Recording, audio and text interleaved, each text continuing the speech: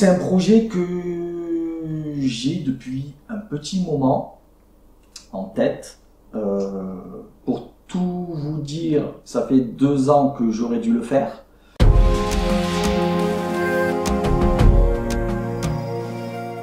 Bonjour tout le monde. Alors aujourd'hui c'est une vidéo un peu différente de ce que je fais d'habitude. C'est une vidéo où je vais présenter un peu tout ce que je vais emporter pour mon projet Namasté Népal 2022.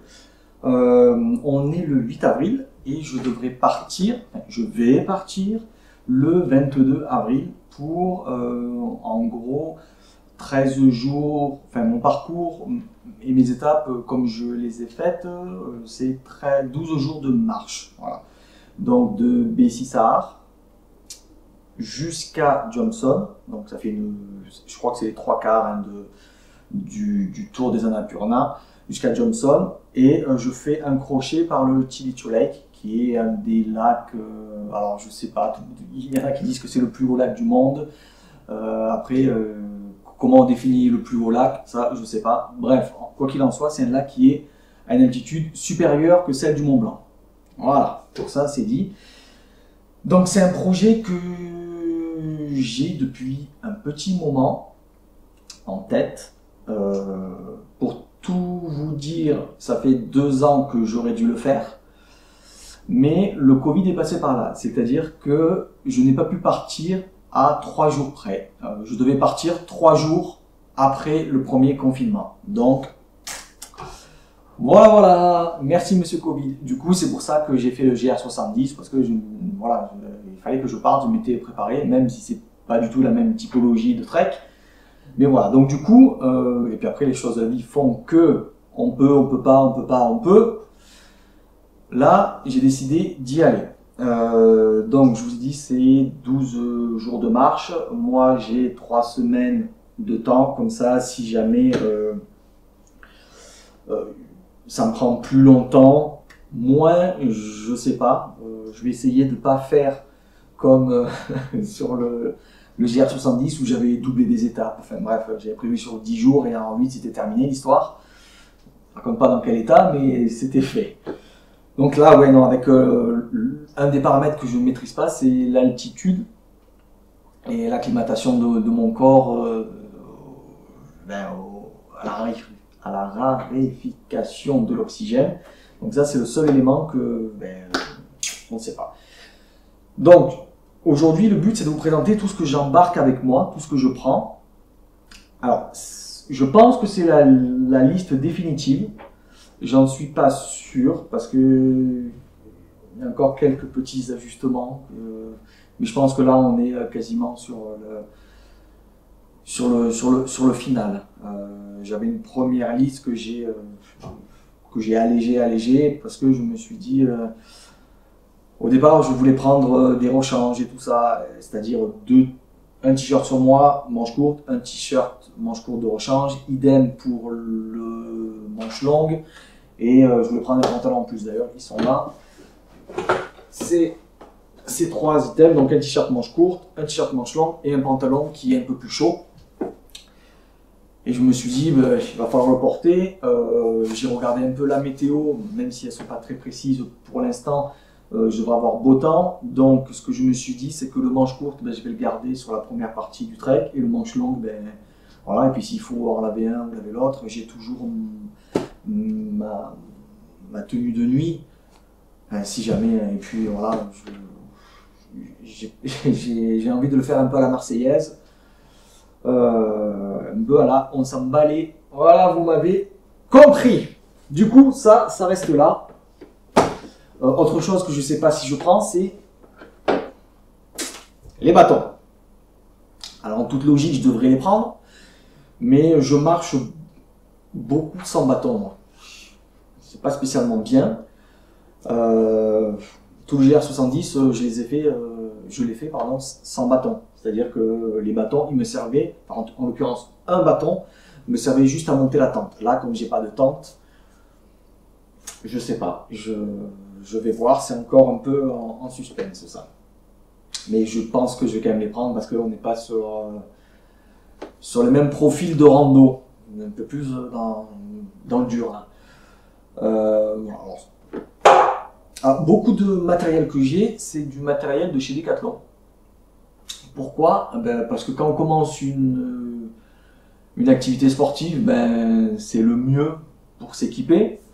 Et après, moi, je suis pas du genre à vouloir le dernier truc.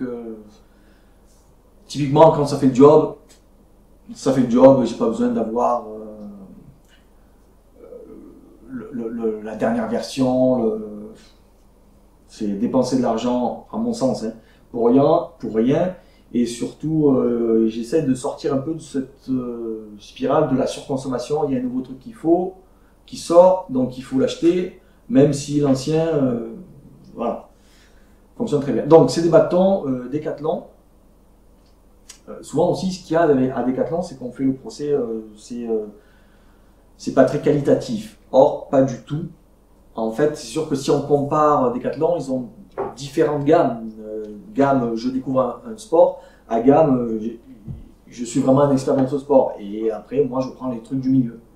Donc, c'est les gammes, souvent sur les dénominations, il y a un chiffre, donc 100, 500, 900. Donc 100, c'est l'entrée de gamme, 900, c'est entre guillemets pro, et 500, ben, c'est confirmé.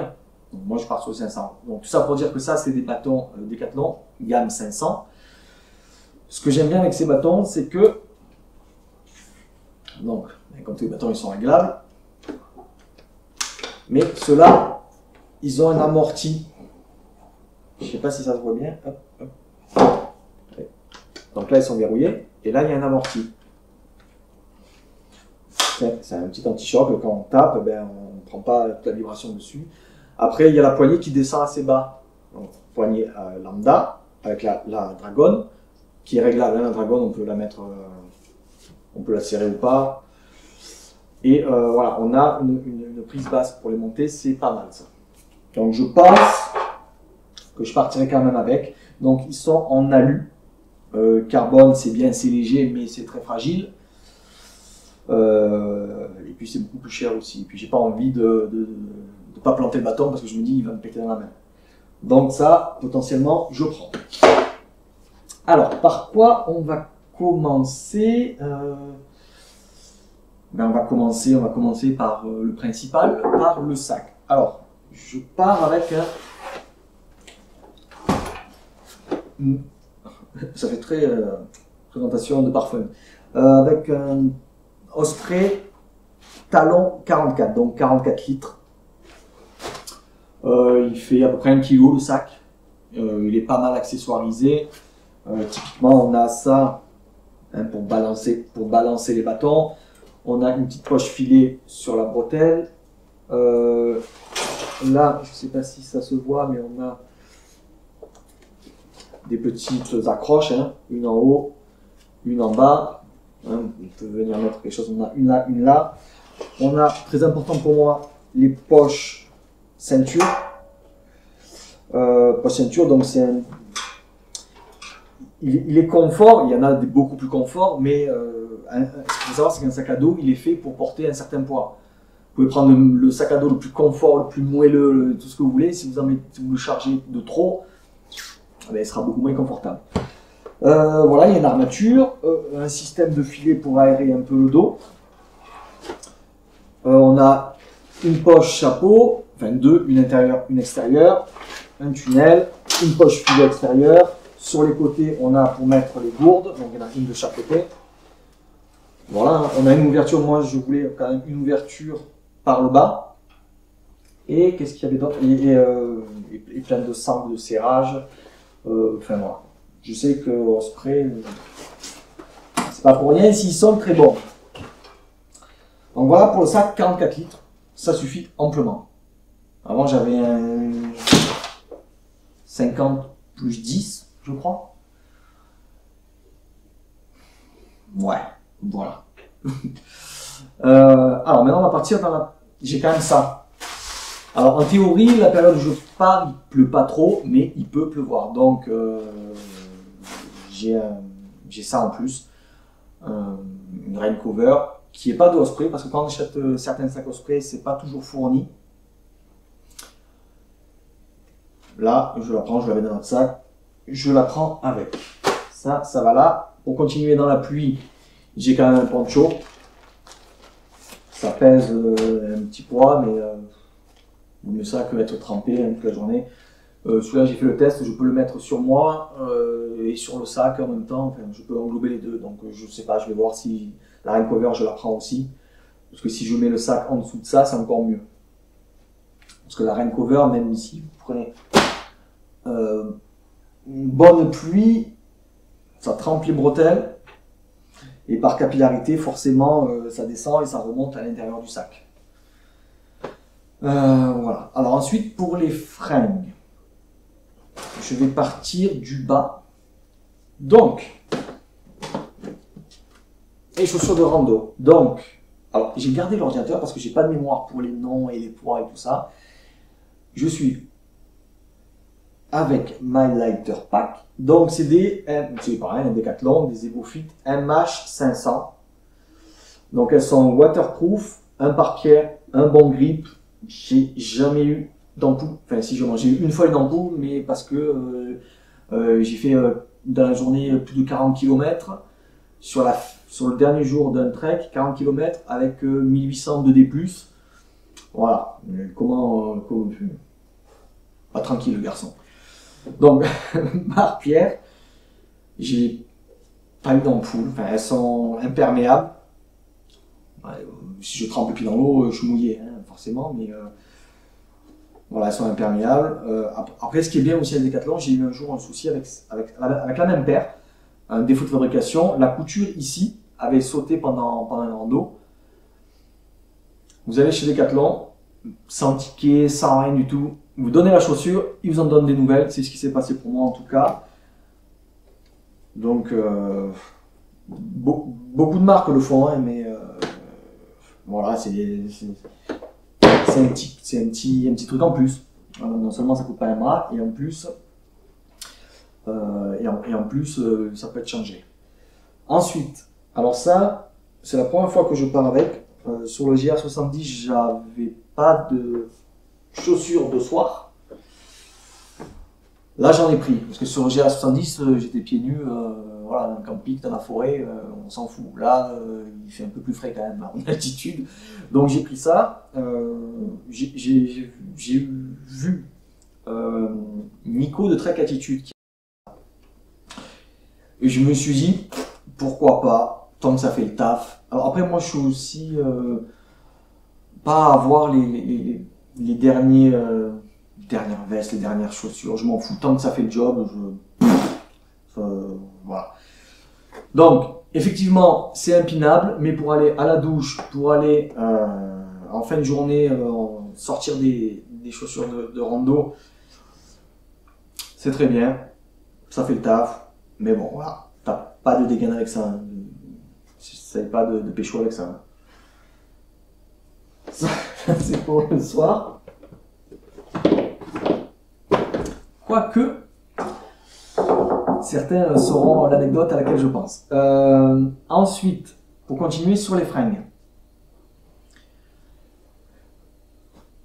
J'ai chaussettes, donc en mérinos, des icebreakers, avec le boxer, icebreaker aussi. J'en ai deux, donc un sur moi, un dans le sac. Pour les caleçons, c'est les deux mêmes. Pour comment ça s'appelle? Pour la deuxième paire, elles sont un peu plus épaisses, celles que j'ai. Parce que sur le début du trek, il va faire beau, sur la fin, il va faire un peu plus froid, un peu plus frais, normal dans l'altitude.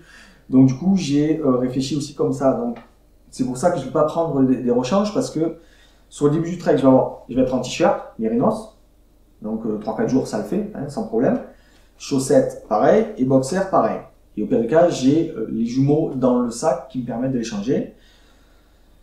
Et pour la seconde partie, c'est là-dedans. Donc c'est des icebreakers, ça c'est des light, c'est des hike plus light. Et pour la deuxième partie, j'ai des hike plus medium. Ça. Donc ça, c'est ce que j'ai sur moi. J'ai un pantalon convertible. C'est avec ça que j'ai fait toutes mes randos. J'ai jamais eu de problème. Il est confort, il est aéré. Il y a des poches sur le côté, enfin bref. Moi, ça me convient entièrement. Voilà ce que j'aurai sur moi. Une casquette. Donc c'est le padré qui me l'avait envoyé quand il a su que je ne pouvais pas faire initialement, c'était 2020, ouais, 2020, donc il m'a envoyé une casquette Katmandou. Je pars avec ça. J'ai un bonnet pour la partie froide, un tour de cou, un buff, donc ça je ne vais pas vous refaire l'explication, ça sert à tout, et une paire de gants. Ça c'est les fringues que j'aurai sur moi avec une polaire zippée,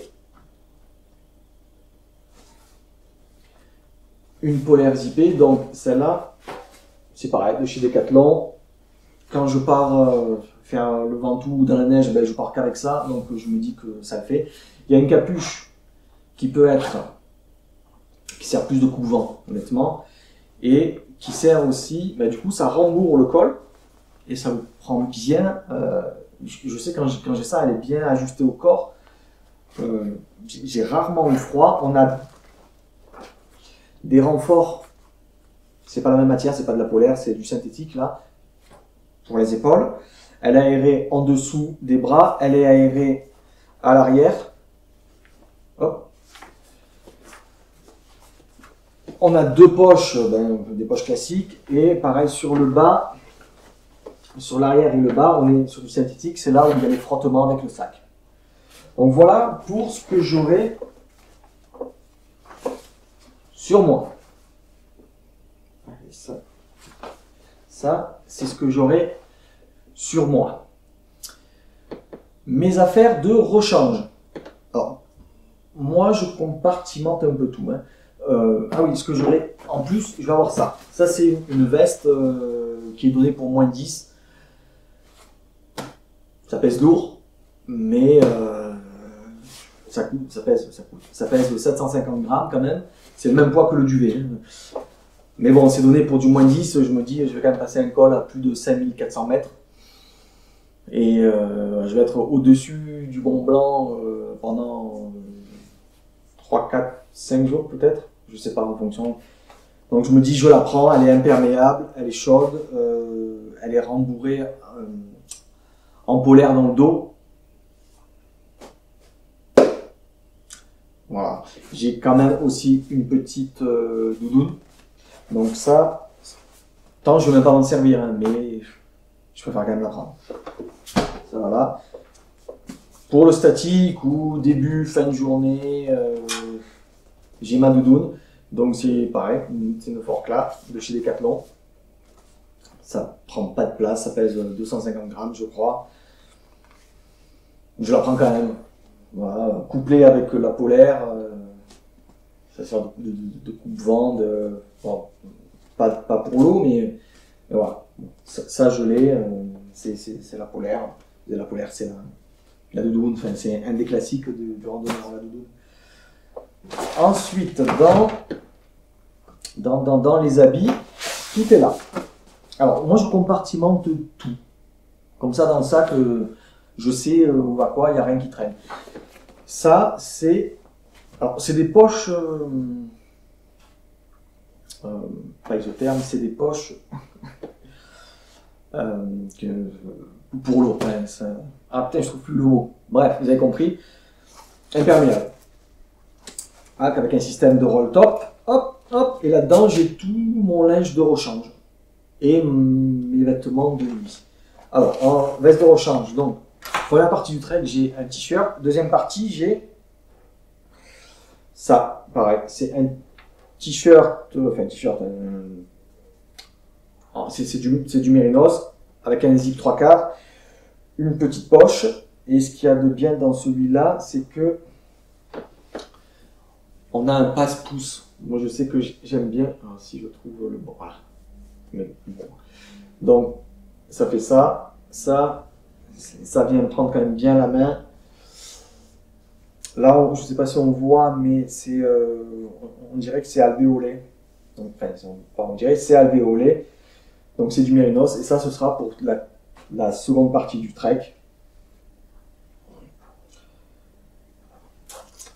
On peut garder quelques jours. Alors quasiment tous les habits que j'ai, tous les habits corps, c'est-à-dire chaussettes, caleçons, t-shirts et t-shirts manches longues, c'est du mérinos parce que ça reste la meilleure matière pour faire de la randonnée.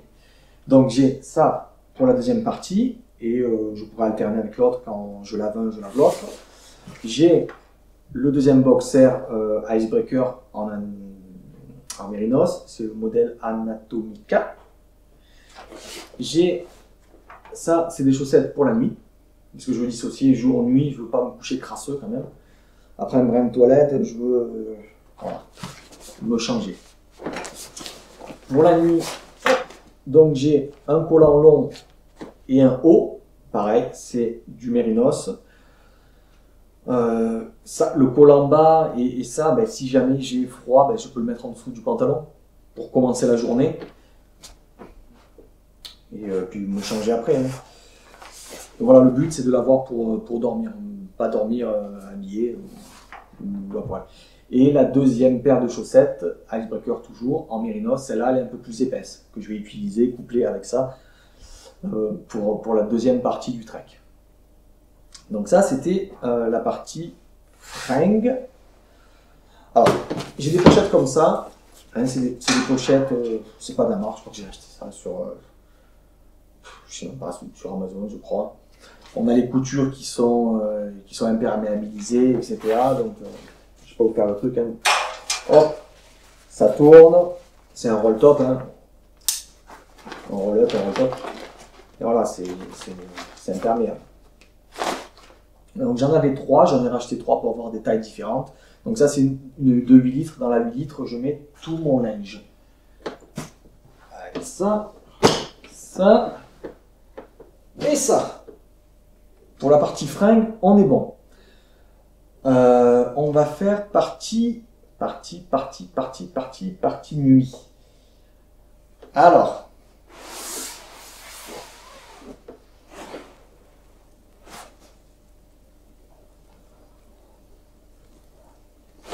Donc, c'est un duvet de la marque Sea2 Summit. C'est le FM3. Il existe en version homme, c'est le... je sais plus la référence, version homme. Alors, pourquoi j'ai pris version fille? Tout simplement parce que je m'assume. Non, tout simplement parce que souvent les duvets femmes sont plus chauds. Donc la version homme est donnée pour du moins 3 confort, celui-là est donné pour moins 4 confort. Donc j'ai regardé les tailles, je rentre bien. Après je suis pas spécialement grand non plus, je fais 1m68. Donc l'un dans l'autre, ça le fait. Donc la version homme, il est jaune et gris, enfin, cette couleur est gris. Et celui-là, il est rouge et gris. Alors c'est de la plume de je sais plus quoi, canard, oie, canard, les deux, bref. Traité RDS, waterproof, donc elle résiste beaucoup plus à l'humidité. Et ils ont une charte, c'est pas pris sur un animal à vif, etc. Enfin, il y a des conditions de prise de plume qui sont entre guillemets plus acceptables. Après il reste synthétique, mais voilà, synthétique, je suis pas fan. C'est plus lourd, il y a moins de gonflant. Là on est sur un gonflant de 850 QIN, norme, je sais plus laquelle, enfin la norme européenne là. Voilà. Norme, donc c'est du moins 4 confort, moins 10 limite, et moins 29 cimetière. Donc, je suis quand même assez impressionné. Là, il est dans un sac de décompression, sac de stockage. Enfin, je suis quand même assez impressionné du long flanc que ça a, le bordel. Quand il est compressé, ça fait à peu près cette taille. Peut-être moins en hauteur, un peu plus large, mais voilà. Il y a un mix entre ça et ça. Voilà. Donc ça, c'est le FM3. 3. Le Flamme 3 et version Home, je sais plus, je le mettrai. Voilà. Pour tout ce qui est référence et tout ça, poids, je mettrai la liste Lighter Pack. Après, je ne rentre pas dans le côté technique, il y en a d'autres qui le font beaucoup mieux que moi. Moi, tant que ça fait le job, pourquoi, comment, je m'en fous un peu. Associé au sac de couchage, j'ai ça. J'ai un drap de sac en Thermolite. C'est une matière qui permet de gagner quelques degrés. Moi, je l'utilise surtout pour pas pourrir le sac de couchage. Donc, c'est une matière très élastique et agréable. Voilà. Donc ça, je le prends couplé. Ça permet de gagner, je crois, selon le fabricant, 4 degrés ou 5 degrés celui-là. Je sais plus. Je suis pas sûr de la perspicacité de l'info ou de la réalité de la chose, mais ouais, on gagne quelques degrés quand même. Donc moins 4, allez, si on gagne 1, 2, ça fait moins 6. Voilà, je me rajoute une couverture si je suis quand je suis en altitude et puis ça va, ça fera l'affaire.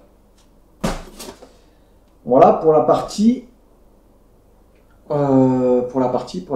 nuit. Donc couchage, couplé aux vêtements, on est sur la partie nuit.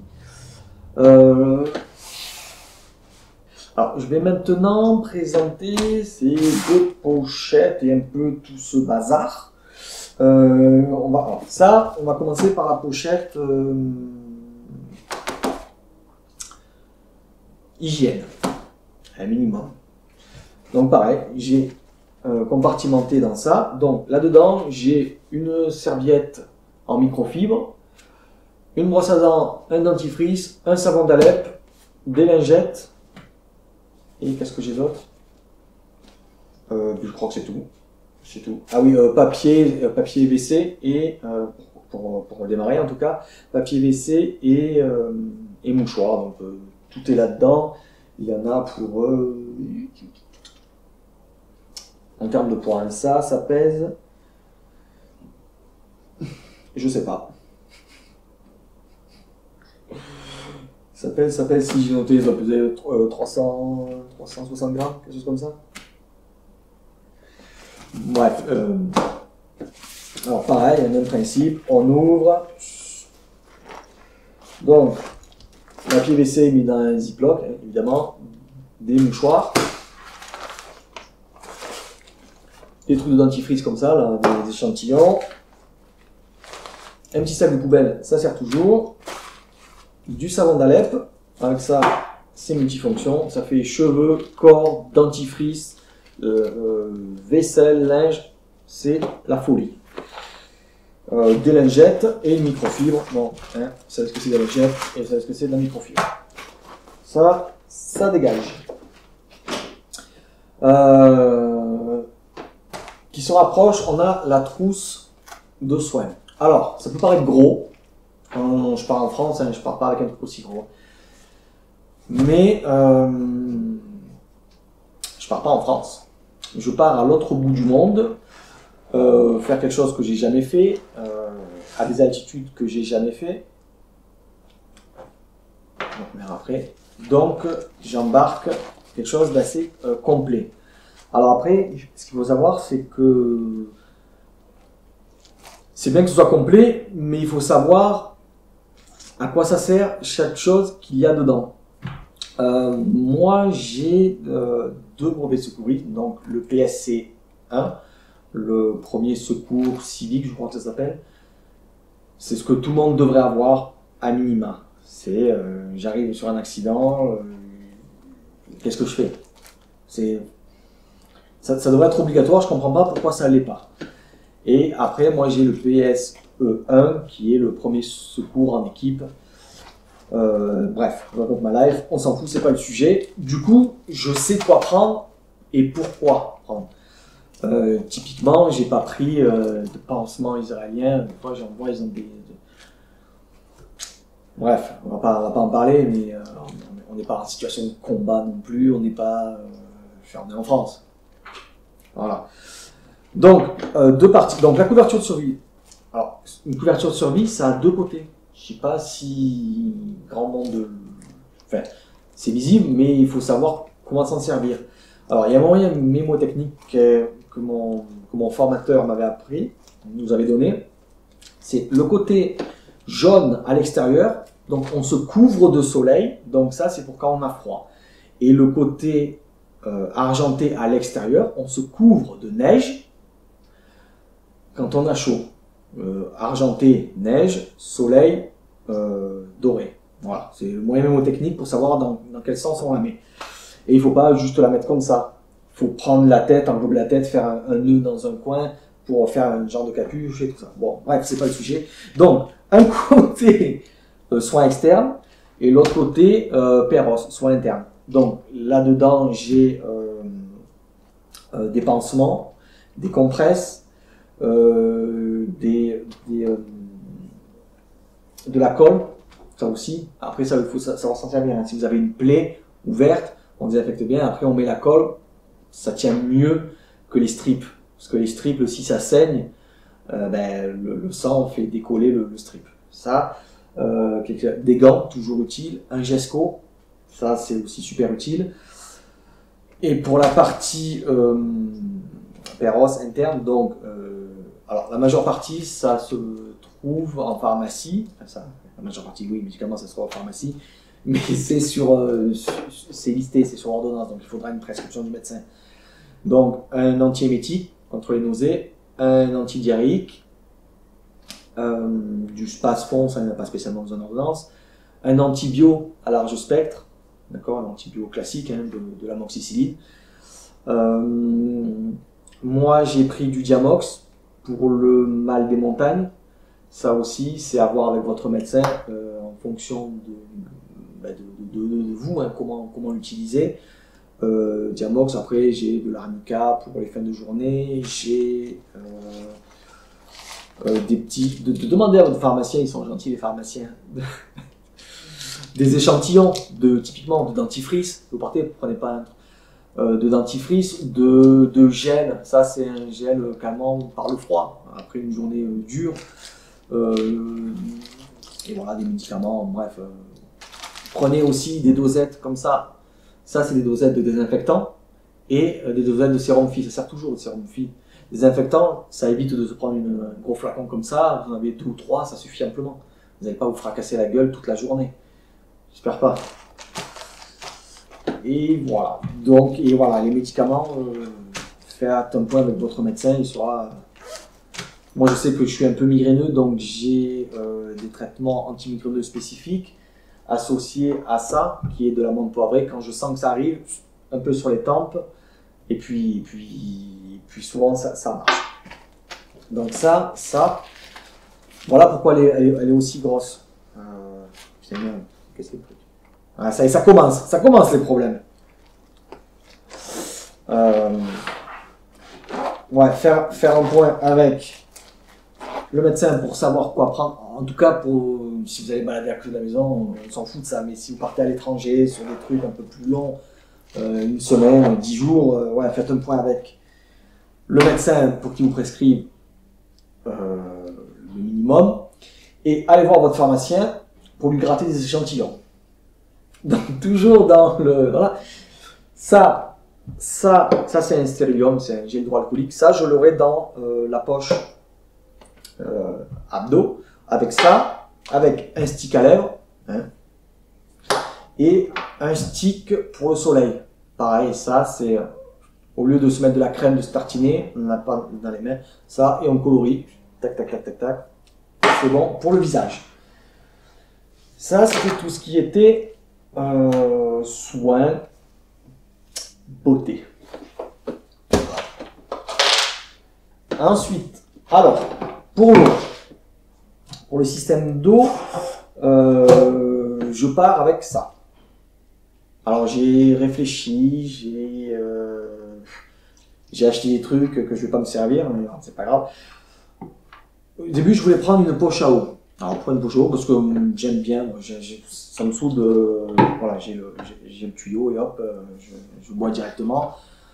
Là, c'est un peu différent parce que c'est un trek qui est quand même nature, mais je vais avoir tous les 2, 3, 4 kilomètres, je vais traverser un petit village ou un point d'eau. Donc, j'ai pas voulu me charger de trop en prenant une poche à eau de 2 litres. Après, moi, je bois pas beaucoup non plus. C'est peut-être un tort, mais ouais, je suis un peu un chameau. Là, je sais que je vais me forcer à boire plus que de raison parce que voilà, il y a ce point de l'altitude et de facteurs que je ne sais pas comment mon corps va réagir, donc il faut beaucoup boire. Donc, je pars avec ça et associer un filtre, le Sawyer Mini. Alors, j'avais initialement je crois que c'est Catadine, que j'avais un filtre, celui qui se met dans la gourde là comme ça. Je ne me rappelle plus du nom, je le mettrai dans la description, j'essaierai de retrouver. Et j'ai acheté ça à la place. Alors pourquoi j'ai acheté ça? Parce qu'il est beaucoup plus polyvalent. C'est-à-dire que ça peut servir de paille.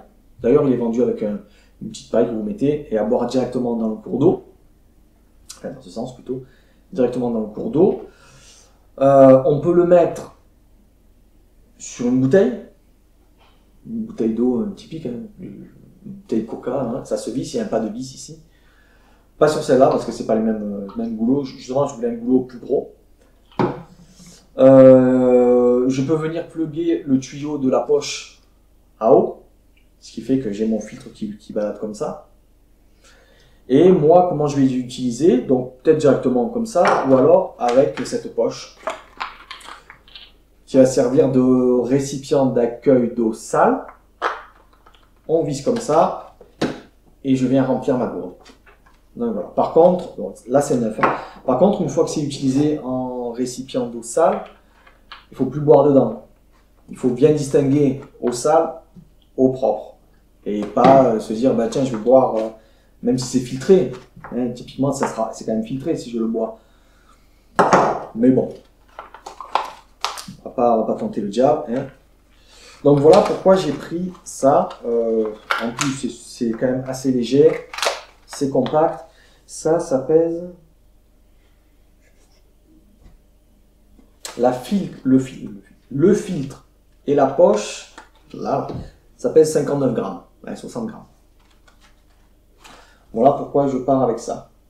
Donc tac, tac, ça, c'est pour l'hydratation.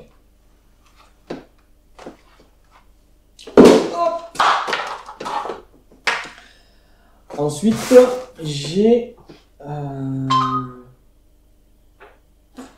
les affaires reprennent.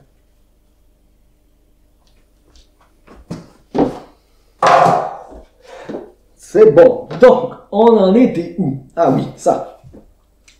Alors ça, c'est une petite trousse. Comment on peut dire ça? Une petite trousse fourre-tout. Donc, dedans, c'est la trousse où je mets tout ce qui est un peu inclassifiable, réparation. J'ai dedans des lacets. Ça peut paraître con, mais des lacets, un Sharpie. Ça, c'est ce qu'on devrait tous avoir dans sa poche. J'ai un Cialume. J'ai une boussole qui peut toujours servir. Qui a bien vécu. Une boussole. Là, j'ai une carte avec du duct tape dessus.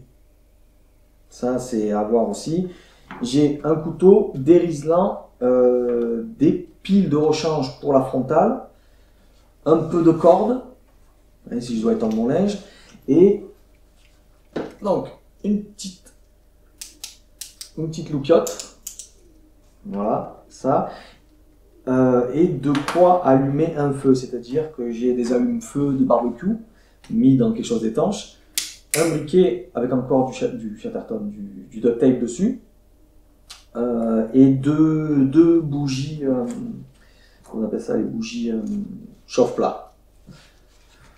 Voilà, j'ai des riselants, voilà, c'est des petites choses qui prennent pas de poids, pas de place, mais j'ai toujours eu.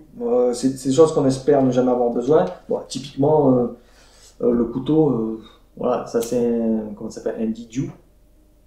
Dijou. Ces petits couteaux là, ils sont en carbone, ils coupent super bien, il y a deux tailles, ils sont personnalisables. Donc ça, c'est la folie. Ça, et voilà. Donc, et tout ça rentre là-dedans. C'est une petite poche en néoprène.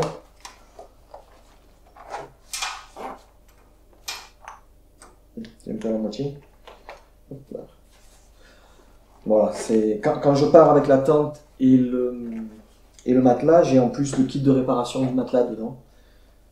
Du matelas s'il crève et de la tente. Donc ça, je l'ai toujours avec moi. Je m'en suis jamais servi, mais on va dire que c'est un peu comment ça s'appelle, le porte-bonheur. Et ça pèse, blablabla. Il est où Partage contenant. Tiens, j'ai pas de mémoire, c'est un truc de fou. Module d'hiver, trousse d'hiver sécurité, 261 grammes. Je le prends toujours. Alors, je sais pas si j'ai dit, mais je mettrai la liste Lighter Pack avec tous les items, tous les modules, tous les poids dans la description. Voilà. Ça, c'est bon. Et on arrive sur le dernier module, plus ou moins, donc le module électronique. Alors, je pars avec l'appareil photo qui me sert de caméra, qui filme actuellement. C'est le Sony A6000, sur lequel j'ai un micro et un petit trépied Manfrotto qui me sert de prise pour me filmer. Donc ça, plus toutes les batteries et tout ça, le module fait quasiment 900 grammes. Mais bon, ouais, si je veux ramener de belles images, et puis, enfin voilà, c'est un peu, la vidéo, c'est un peu passion aussi. J'en ai fait quand j'étais plus jeune, avec des collègues, on avait voilà, des projets vidéo, et du coup, c'est resté. Alors, ensuite, la frontale. Donc, c'est pas une qui éclaire à 4 km pendant 10 jours et qui éclaire en toutes les couleurs. Je vais m'en servir éventuellement le soir et encore, mais je vais surtout m'en servir quand je vais partir sur l'ascension du col à 5416 mètres. C'est un départ qui se fait de nuit, très tôt le matin. Donc j'aurai besoin d'une frontale. Après, je me dis, j'ai monté mon Ventoux avec ça de nuit, donc ça fait le job. J'ai pas besoin d'avoir 3 couleurs, un faisceau de lumière. Et puis de toute façon, cette ascension, je la ferai pas tout seul. On part en groupe. Ça va, c'est bon. Donc la frontale avec les piles de rechange dans le petit kit que je viens de vous montrer précédemment. Une montre, donc une Garmin Instinct. C'est une montre que j'ai depuis 2 ans, peut-être 2-3 ans. J'ai jamais eu de problème, elle n'a jamais bugué. Une autonomie, quand je m'en sers en mode heure, enfin, les infos de base, hein, la température, combien j'ai fait, tout ça, elle dure peut-être 3 semaines. 3 semaines sur le GR70, je l'avais, donc je déclenchais les activités le matin pour enregistrer ma trace et tout ça, et ça me dure peut-être 2 jours, 2-3 jours. 2 jours, ouais. 2 jours de sûr. Voilà. D'ailleurs, quand je lance une activité, ça envoie au contact sélectionné un lien vers MapShare ça permet de suivre en temps réel l'avancée de cette aventure. Donc s'il y en a parmi vous qui veulent, pour une raison ou une autre, suivre un peu l'aventure, parce que je pense pas que je posterai beaucoup, je vais voir là-bas si je prends une SIM locale ou pas, si j'ai du Wi-Fi ou pas. Donc voilà, je pense que le meilleur moyen de suivre, ça sera comme ça. Et comme ça, quand je déclenche une activité le matin, ça vous envoie un mail et vous avez cliqué sur le suivi de la trace, quoi, tout simplement. Tout simplement. Donc voilà, Garmin. Avant j'avais une Apple Watch. C'est bien les Apple Watch, mais c'est pas typé outdoor pour un rien, quoi. Je sais que quand je faisais une rando avec l'Apple Watch, il y avait 3 heures, 4 heures d'autonomie, quoi. Enfin, le bordel, j'ai toujours peur de la rayer et tout.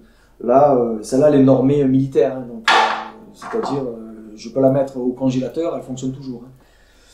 Hein. Donc ça, c'est la montre avec laquelle je pars. Pour rassurer pas mal de monde, j'ai pris ça. Parce que je pars sans guide, sans porteur, vraiment à l'aventure. Hein. Donc j'ai quand même pris ça pour rassurer un peu mes proches. Donc c'est un Garmin InReach Mini, c'est une petite balise GPS avec la fonction SOS. Donc ça marche avec un abonnement. Hein. Donc il faut acheter l'appareil et après l'abonnement. Si vous prenez un mois oui, un mois non, oui, ça coûte 20 € par mois. Dans les 20 €, vous avez 10 SMS de compris dedans. Par contre, ce qu'il faut impérativement avec ça, c'est une assurance. Ça envoie juste, ça prévient juste un centre de secours qui est ouvert 24 h sur 24, 7 jours sur 7. Il parle je ne sais pas combien de langues, que vous avez un problème. Mais pour déclencher les secours, ils vont demander est-ce que vous avez une assurance qui prendra en charge les frais de recherche, typiquement. Je sais qu'au Népal, ils n'envoient pas d'hélicoptère s'ils ne sont pas sûrs d'être payés. Donc, je préfère, voilà, j'ai une assurance en plus. Je pense que je vais prendre l'assurance du vieux campeur. Donc désormais, il y a une option toit du monde. Donc il n'y a pas de limite d'altitude ou de frais de recherche. Ils sont quand même, on est à 12 000 €. Donc sachant qu'un hélicoptère pour le déclencher, c'est quand même peut-être, je dirais, 5 000 – 6 000 € minimum. De ce que j'ai lu. Hein. Donc voilà, donc ça sert, il faut l'abonnement pour pouvoir communiquer, je peux envoyer des textos, hein, je suis bien arrivé, je démarre, quand j'ai pas de Wi-Fi, tout simplement. Mais c'est surtout pour la fonction SOS, voilà, parce que pas de réseau, je tombe dans un ravin, pas de réseau, eh ben, adieu Anthony.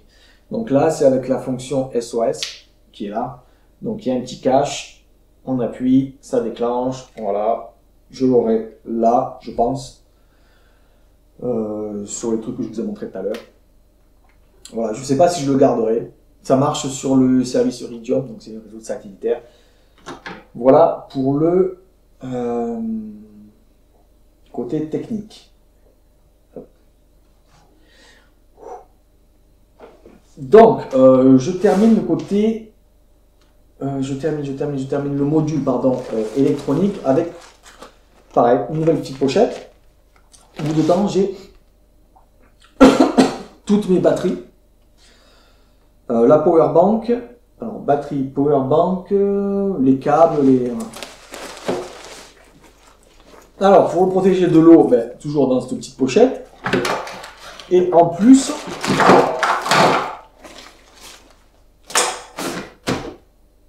j'ai mis les batteries dans ça. C'est une pochette isotherme.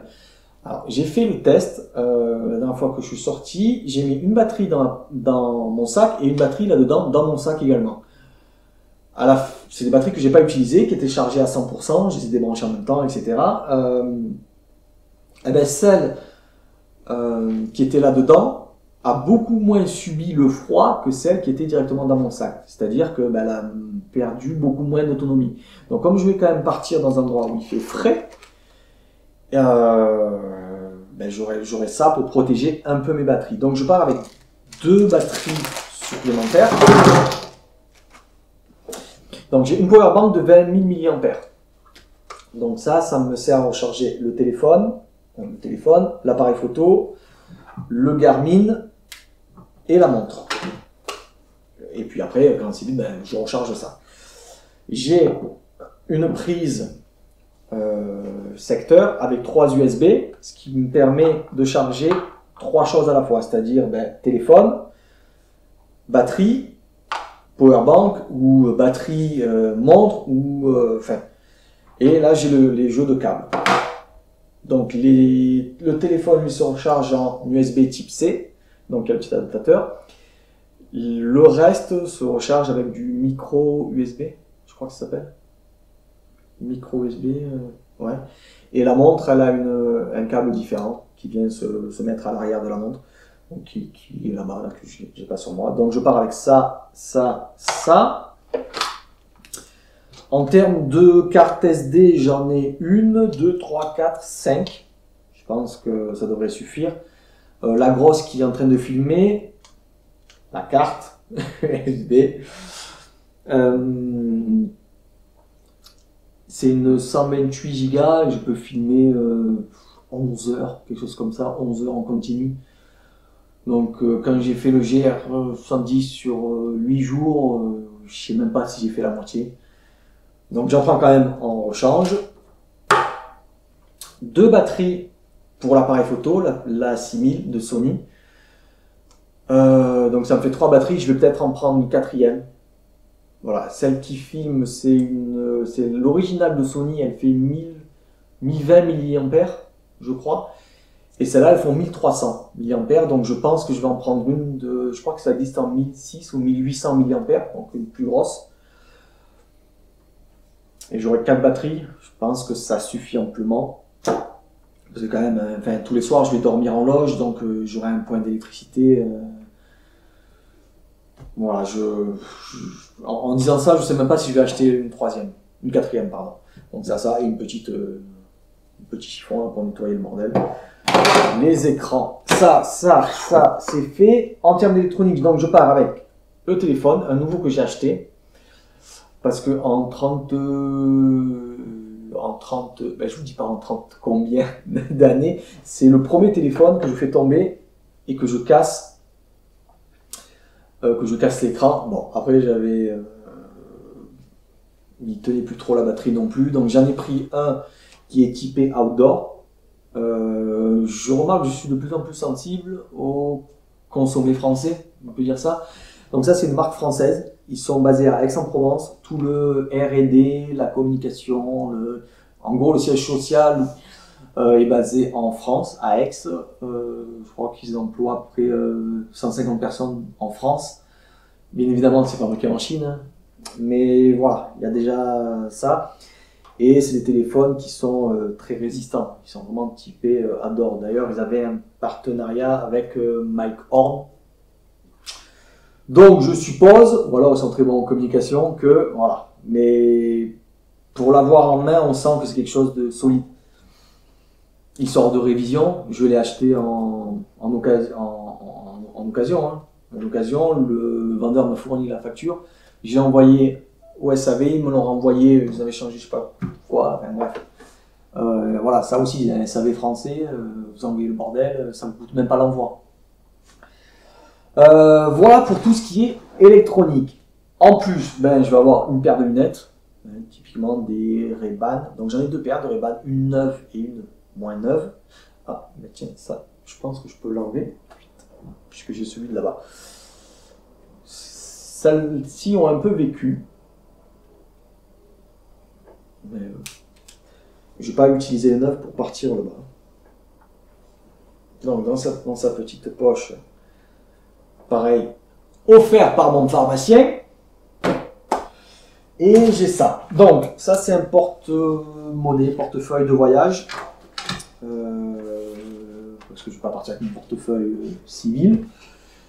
Donc je peux y mettre le passeport, c'est prévu pour, hein. Donc le passeport d'un côté, là les piécettes, là des cartes, 1, 2, 3, 4, des cartes ou même du liquide, parce que je vais partir avec du liquide forcément. Et là on a une autre poche, voilà, ça je l'aurai sur moi, au moins tout est centralisé au même endroit. Je prends un petit cadenas, ça c'est plus pour dans l'avion, parce que mon sac sera en soute. Donc, je le fermerai avec un cadenas. Alors, si je me rappelle du code.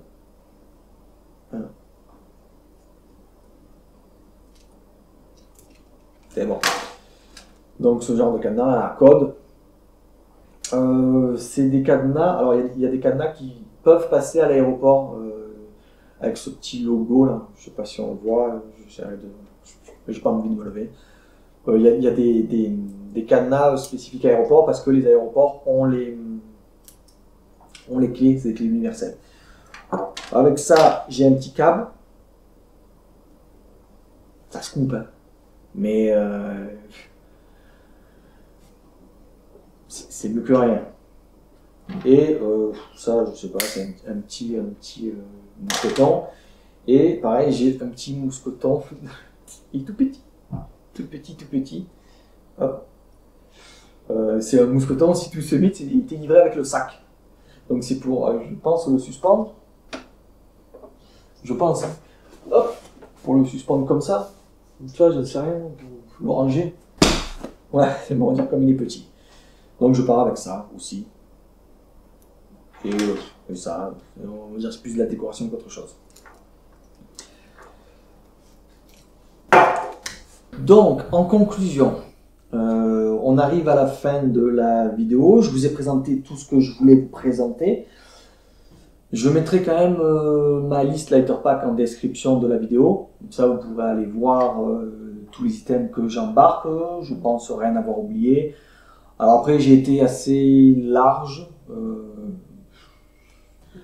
Le but, c'était de vous montrer un peu comment j'imagine la chose, qu'est-ce que je prends pas.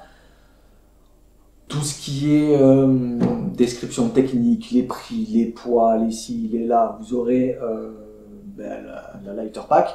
Et puis, il y a d'autres personnes qui sont beaucoup mieux que moi à l'aise pour faire ce genre de vidéo, de présentation, et qui le font beaucoup mieux que moi. Donc voilà, moi, c'était juste pour vous donner mon ressenti personnel et ma façon de voir les choses. En gros, j'ai pas besoin d'avoir le dernier item, tant qu'il fait le job, ça me va. Quoi dire d'autre? Oui, pour revenir un peu sur ce trek, donc c'est, comme je vous l'ai dit au début, c'était quelque chose que je devais faire en 2020. Il y a eu le Covid, après le Covid, il y a eu d'autres choses qui ont fait que je n'ai pas pu faire ça. Mais là, aujourd'hui, on est le 8 avril. Dans ma tête, je suis déjà parti. Mon vol, c'est le 22 avril. Or, nouvelle catastrophe. Nouvelle catastrophe. Tata Nadine, tu vas te détendre, d'accord? Voilà, donc c'est un parcours qui... donc comme je l'ai fait moi, c'est à peu près... Enfin, c'est pas à peu près, c'est 12 jours, 12 étapes. Donc de Bessie-Sahar à Johnson. Donc je pense que ça fait les 2/3 du tour, du grand tour des Annapurna. Parce que le grand tour, je pense qu'il part de Bessie-Sahar et il arrive à Pokhara. Donc ça fait vraiment une boucle. Mais moi, je pense que ça fait les 2/3. Les 2/3, les 3/4, je sais plus. Bref, après, c'est question aussi de temps. Donc, moi, j'ai pu poser 3 semaines de vacances, donc 12 jours, si on compte le trajet. Sachant que quand j'arrive à Katmandou, j'arrive un samedi. Moi, je me suis dit, bingo, je vais aller faire les permis de trek. Manque de peau, ils sont fermés le samedi. Donc, du coup, ils sont ouverts le dimanche, par contre. Donc, du coup, ça décale d'une journée. Après pareil, au retour, j'arrive à Johnson pour prendre un avion pour aller jusqu'à Pokhara. Je vais avoir un avion, mais je vais pas avoir un avion qui va me mener jusqu'à Katmandou, donc ça fait encore un jour en plus. Donc un jour par-ci, un jour par-là. Donc, et puis j'ai pas envie de me stresser. D'ailleurs, j'ai pris que le billet aller. J'ai pris Marseille-Katmandou. J'ai pas pris le billet de retour parce que j'ai mon trajet qui est 12 jours, mais je sais pas si je vais le faire en 13, 14, 15, je sais pas, ou en 10, ça c'est peut-être moins probable, mais voilà, j'ai pas envie de me dire, putain Anthony, t'as un avion qui t'attend, si un jour j'ai envie de rester là où je suis, de profiter de l'instant, profiter du village, profiter de... Ah ben voilà, je me prends pas la tête, voilà, et puis il y a aussi le facteur altitude, ça c'est, je pense que c'est un des seuls facteurs que je ne maîtrise pas parce que j'ai jamais été autant en altitude. Je vais passer les 5400 mètres quand même, enfin, ça fait... je pense que je ne réalise pas encore un peu, donc je verrai sur place. Que si je peux pas, ben je peux pas, hein, c'est pas grave. Mais voilà, je pense que c'est le seul facteur que j'ai pas la main dessus. On verra bien.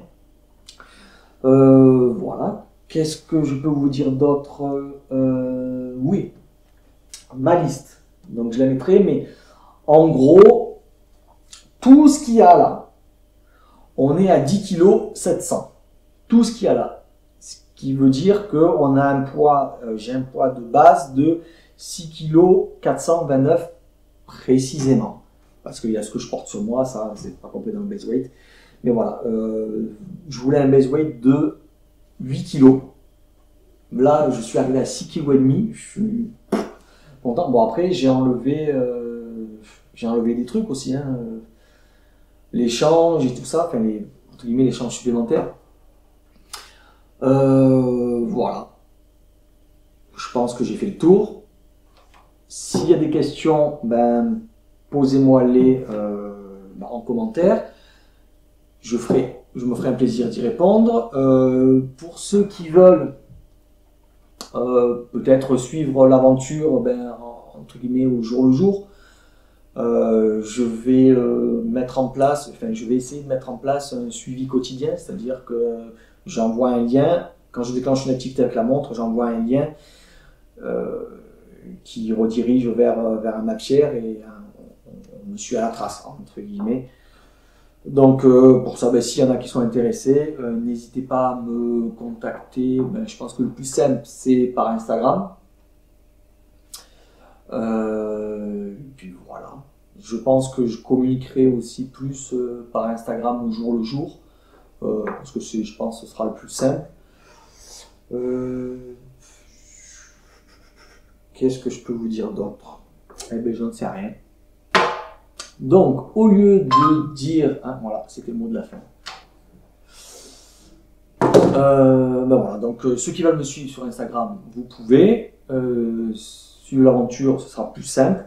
Je pense que je posterai tous les jours, ou tous les 2 jours, en fonction du Wi-Fi. Hein. Je ne vais pas me prendre la tête à putain, j'ai pas posté ma photo, ça, voilà.